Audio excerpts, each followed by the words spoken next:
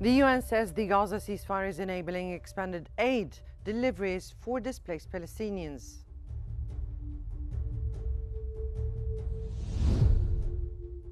The Palestinian Prime Minister unveils a 5-year plan to rebuild Gaza.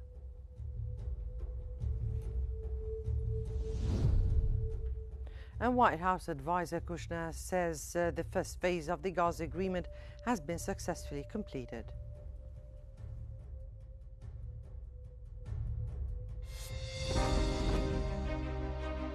And then, of course, we have the host tonight, and I just want to thank you very much. It was a reason we chose Egypt, because you were very helpful, and very, very helpful. Everybody wanted to have this, but we really thought it was appropriate, and you are a great leader.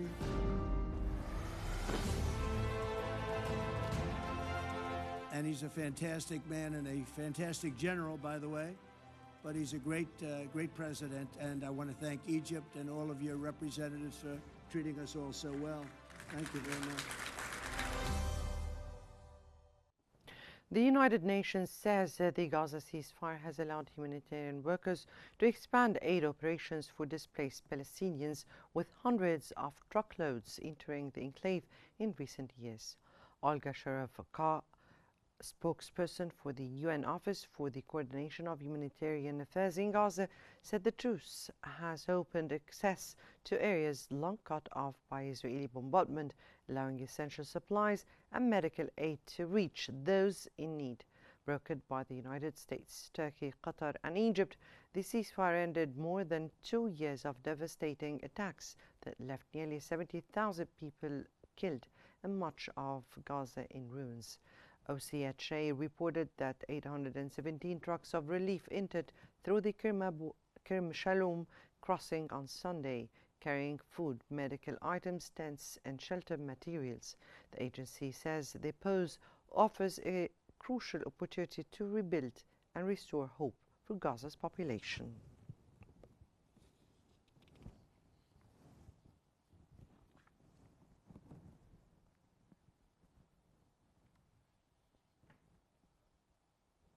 Palestinian Prime Minister Mohammed Mustafa says Gaza will be rebuilt as an open and a thriving part of the state of Palestine, unveiling a 5-year reconstruction plan in coordination with UN and diplomatic officials.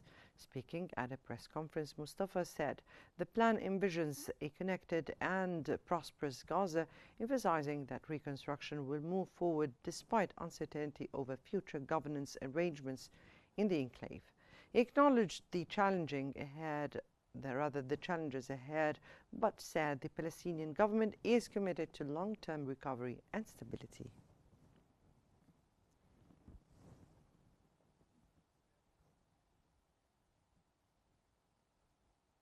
White House advisor Jared Kushner said that the first phase of the Gaza agreement has been successfully implemented. Key updates include Israel's withdrawal behind the Yellow Line, a ceasefire, and the entry of humanitarian aid. U.S. Envoy Steve Witkoff noted that reconstruction will begin in areas cleared of Hamas, providing a model for future efforts.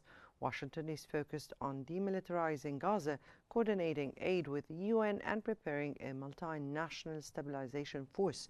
However, Israel maintains that progress on governance and security hints on resolving the detainees issue.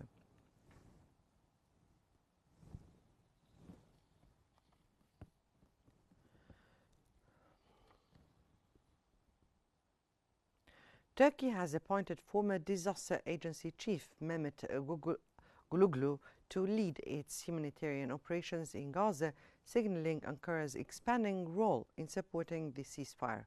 Guluglu, the former head of Turkey's Disaster and Emergency Management Authority, arrived in the region to assess humanitarian needs, coordinate with UN agencies, and oversee medical evacuations.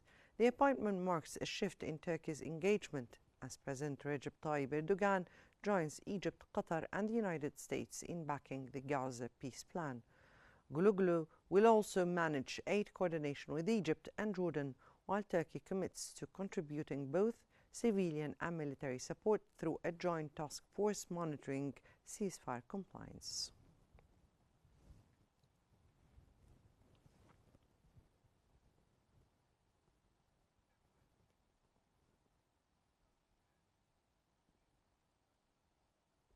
U.S. President Donald Trump says the United States will not need to deploy its military to disarm Hamas, adding that Washington remains deeply involved in supporting Israel under the Gaza ceasefire deal. Speaking in the Oval Office, President Trump told reporters that Hamas is continuing to locate and return the bodies of the deceased hostages under the opening truce. He described the process as gruesome, saying some remains were found beneath rubble and in underground tunnels. Trump said all living detainees have been returned and that the next phase involves Hamas surrendering its weapons as part of the peace plan. He added that the U.S. and Israel have worked closely together throughout the operation, including intercepting drones targeting Israel, and insisted that American military intervention will not be necessary. They've killed probably 70,000 of these people, Hamas, and I said it's time now. So we'll see what happens. We'll also see what happens. Your next question is going to be the weapon. For more analysis, we now move to Mark Summers in our newsroom. To you, Mark. Thank you, Mona. Good evening, everyone. Yes, we are now joined from Cairo by the political science professor, Ismail Tok, who is joining us now. Thank you very much for being here with us on Q News. So what do you make of Trump's announcement about launching the second phase of the Gaza agreement, where he talked about disarming Hamas?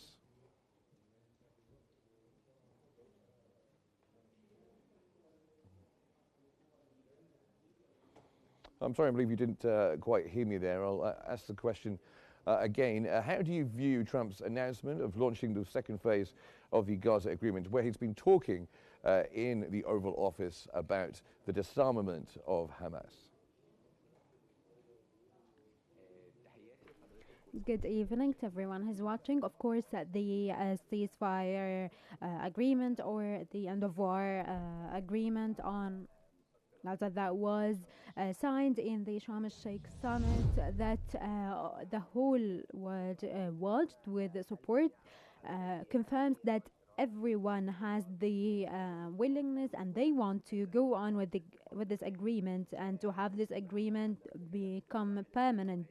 And this means that if the first phase, which started with ending the war and releasing the detainees and delivering humanitarian aid, if this phase faced some obstacles, they still want to go on with the next phases. They want to move on to the strip governance and the disarmament.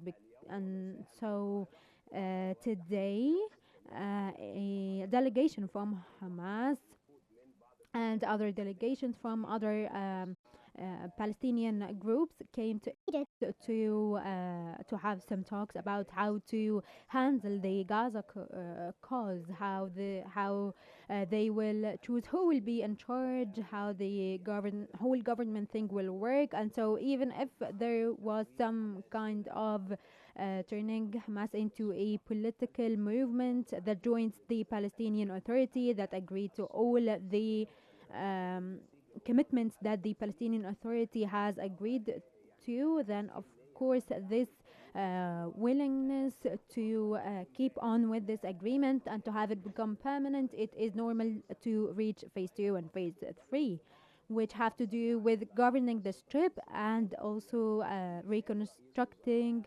Gaza and reforming the government for this strip. And they released a plan that they talked about a plan to reconstruct that will cost around $30 billion just for the first phase of the reconstruction. And so this shows that everyone wants to have this agreement be long-lasting.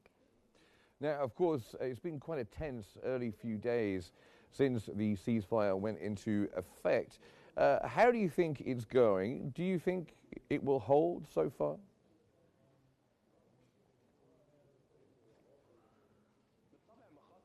Of course, there are huge risks and challenges that stand in the face of this agreement, but the mediators' influence, like Egypt and the U.S. and so on, they have the willingness and to have permanent peace and to turn disagreement into permanent peace. And so, yes, this guarantees that, yeah, it may hold, but there are the risks of the detainees not being fully released, but actually in the latest Israeli occupation government latest meetings, they were talking about going back to war, closing the crossing, and so on.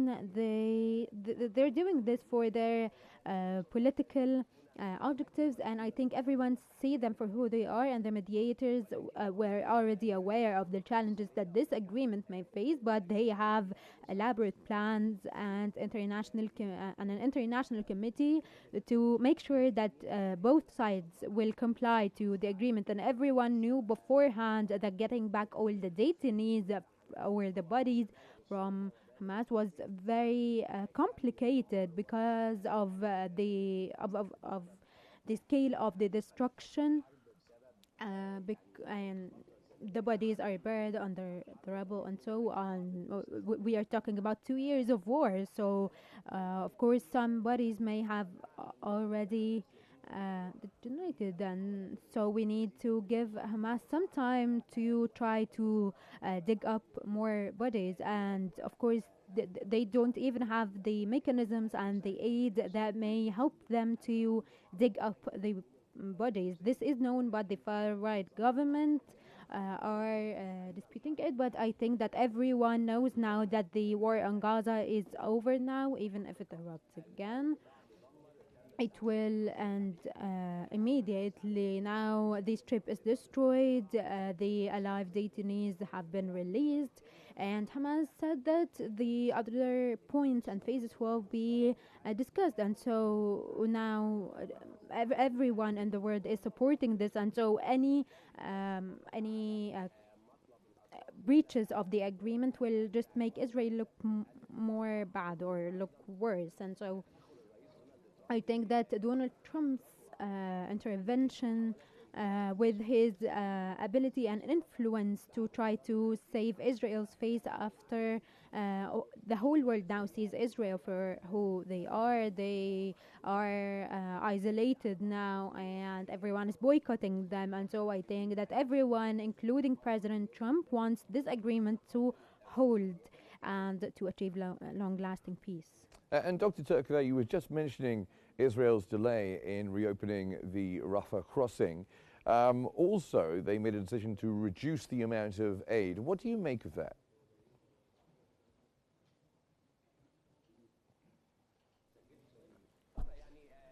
Of course, it is very dangerous because the main objective of a ceasefire is delivering enough humanitarian aid to face the humanitarian crisis that's happening in the Strip.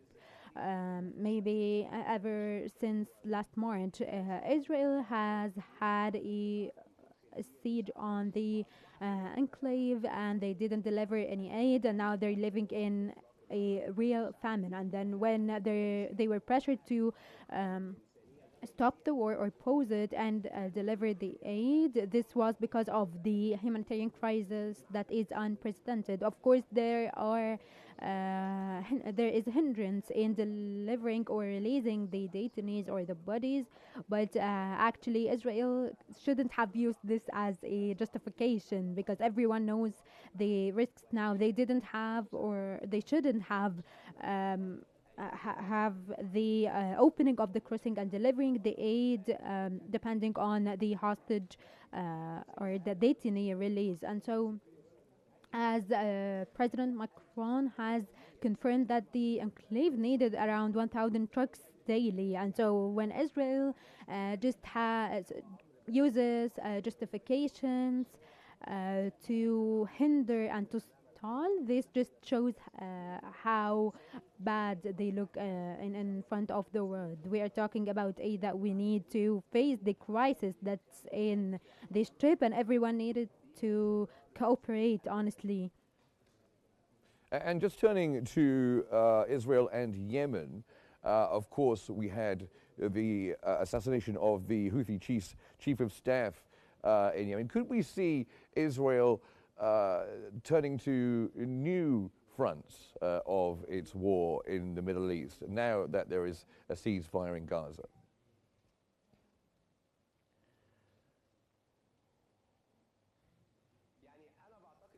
I think that the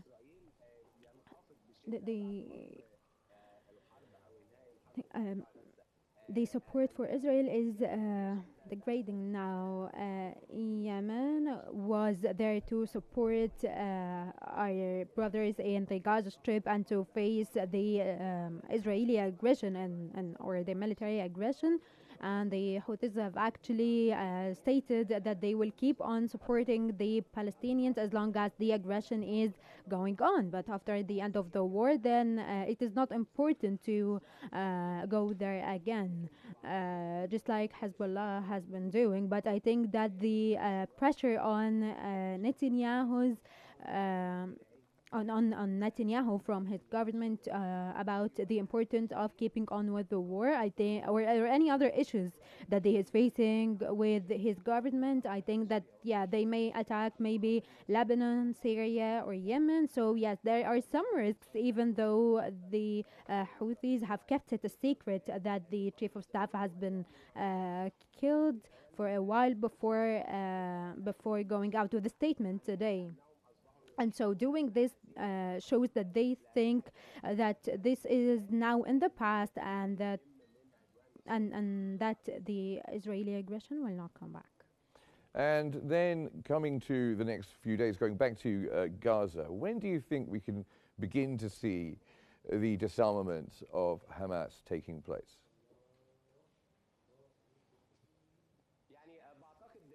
I think that there are already some talks and negotiations today in Cairo with some of the resistance groups in Gaza, like Hamas and Al Jihad, and Egypt is insisting fully to implement all points of the agreement up to the last one. And so they maybe that this armament will be agreed upon today, and maybe this will come with the whole process of demilitarizing Gaza, and this will have with dismantling the arms and then handing it to an Arab Islamic Palestinian committee. And so we should not focus on the disarmament issue, because this is one of the heaviest terms to use when it comes to this war. But we actually need to take advantage of what they have now after 2 years of war,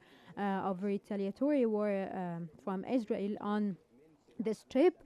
Now around maybe 80 or 90% of Hamas's arms have been used up or even destroyed, and so they don't really have much, and it won't be a real obstacle in the fate of this agreement. Because if we look at the latest operation done in the Gaza Strip, it was done from a bomb that was from an Israeli bomb, and this shows that Hamas does not really have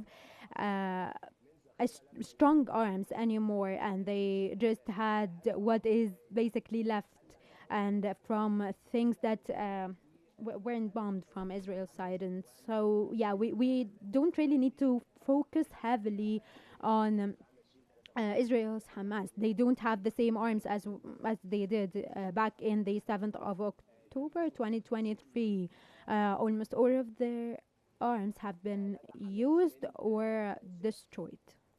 Well, thank you very much, Dr. Ismail Turk, political science professor, joining us from Cairo. Thank you very much for joining us here on Q News. So now back to you, Mona, in the studio.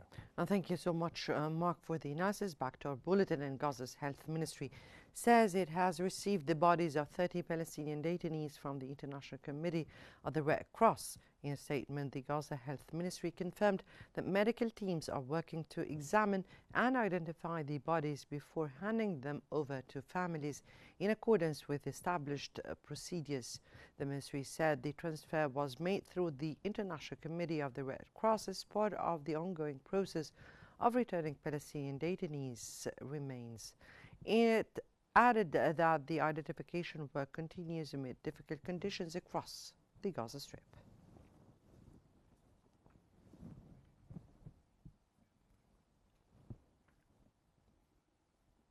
Hamas spokesperson says Gaza post-war governance must be led by Palestinians without external interference.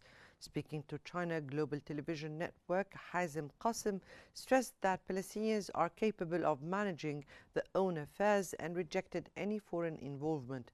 In his interview with the CGTN, Hamas spokesperson said many points in U.S. President Donald Trump's peace plan remain contentious and require further discussion among Palestinians.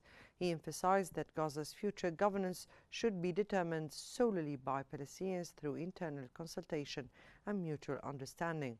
Qasem urged mediators, including Egypt, Qatar, and the United States, to provide strict security guarantees, warning that Israel has repeatedly failed to honor previous agreements.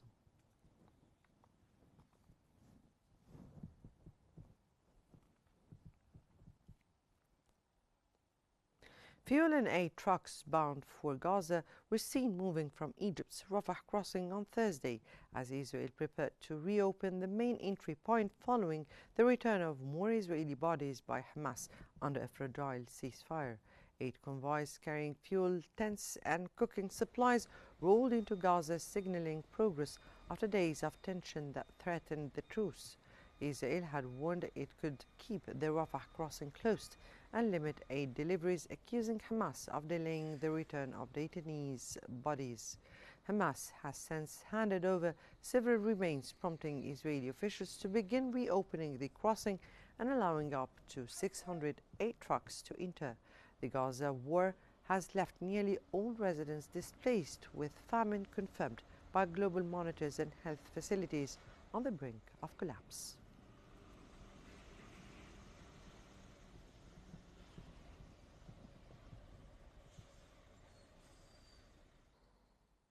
UN Under-Secretary General for Humanitarian Affairs Tom Fletcher has arrived in Egypt's North Sinai to assess relief operations and medical preparations for receiving injured Palestinians from Gaza. During his visit, Fletcher inspected Al Arish General Hospital to review its readiness to treat wounded Palestinians. He also toured aid storage facilities in Al Arish and the Rafah border crossing to oversee the flow of humanitarian supplies into Gaza.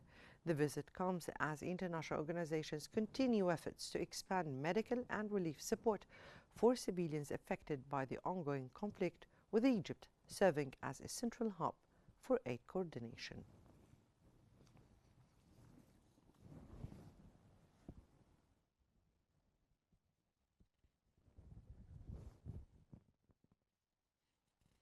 UNRWA spokesperson Adnan Abu Hassana says the agency remains the backbone of humanitarian operations in Gaza and must lead the response to the ongoing crisis.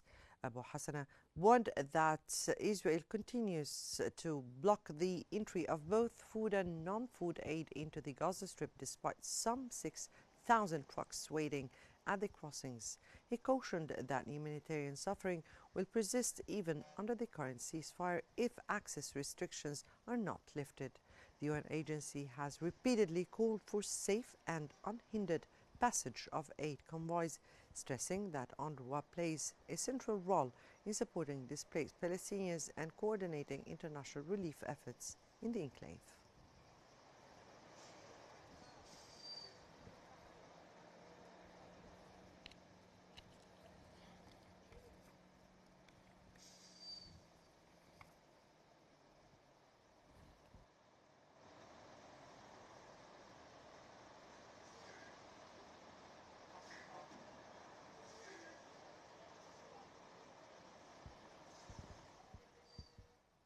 The World Health Organization says providing fuel and heavy equipment to rebuild Gaza's destroyed hospitals remain a top priority amid the ongoing ceasefire between Israel and Hamas.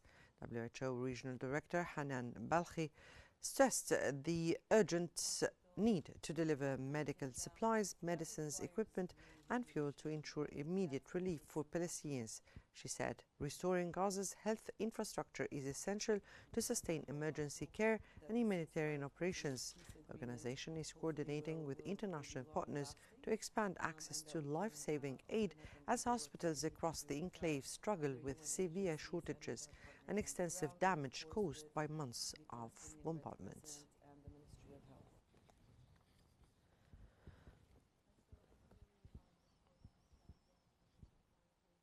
There needs to be a way.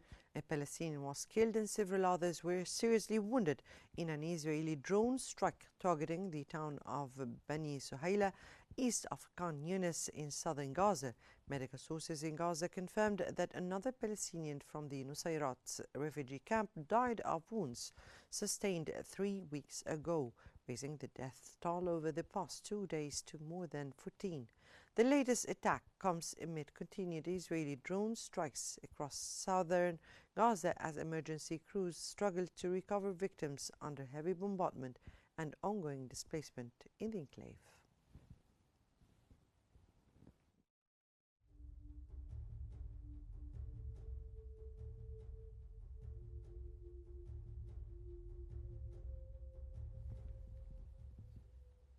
The director of Gaza's Al-Shifa hospital says medical facilities across the strip continue to face severe shortages of medicine and supply despite recent aid deliveries. Dr. Mohammed Abu Salmiya confirmed there has been no improvement in hospital conditions, warning of acute shortage in drugs for chronic illness, cancer treatments, dialysis and surgical procedures. He added that essential laboratory and imaging equipment along with cardiac catheterization material remain critically lacking, while the World Health Organization has increased shipments, including 3 trucks of surgical supplies, to Al-Shifa. Dr. Abu Salmiya said there are only basic items and fall far short of addressing life-saving medical needs in Gaza's overwhelmed health system.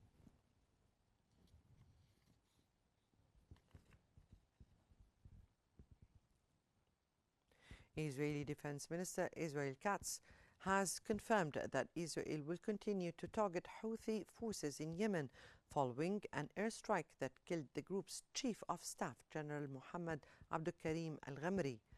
According to Houthi sources, the Israeli strike also killed al-Ghamri's 13-year-old son and several others. The group has vowed retaliation, warning that its confrontation with Israel is far from over. The Houthis have appointed Major General Yusuf Hassan al-Madani as their new Chief of Staff.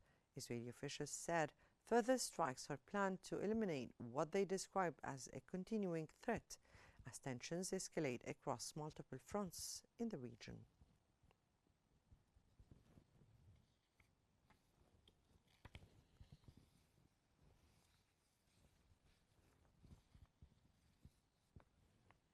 Britain's domestic intelligence chief has warned of an escalating threat from hostile states including Russia, Iran and China, while describing the terrorism risk as huge.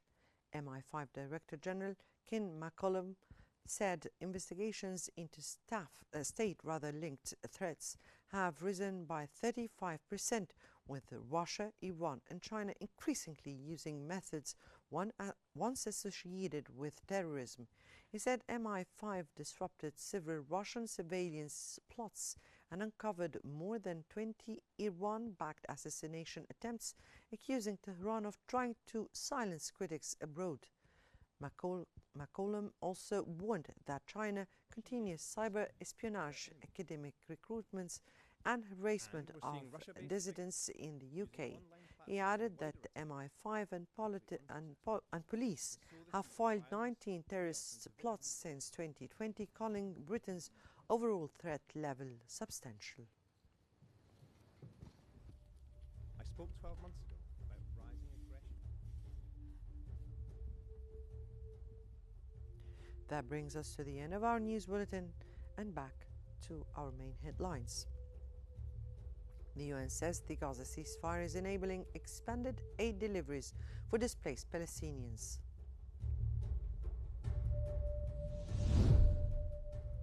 The Palestinian Prime Minister unveils a 5-year plan to rebuild Gaza.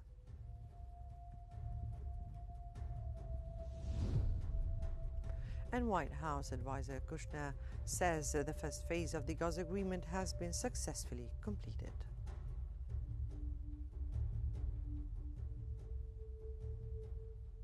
Don't forget to follow Qnews on YouTube, Facebook, X, Instagram, and TikTok at Qnews EGY to stay informed. Many thanks for watching, and good night.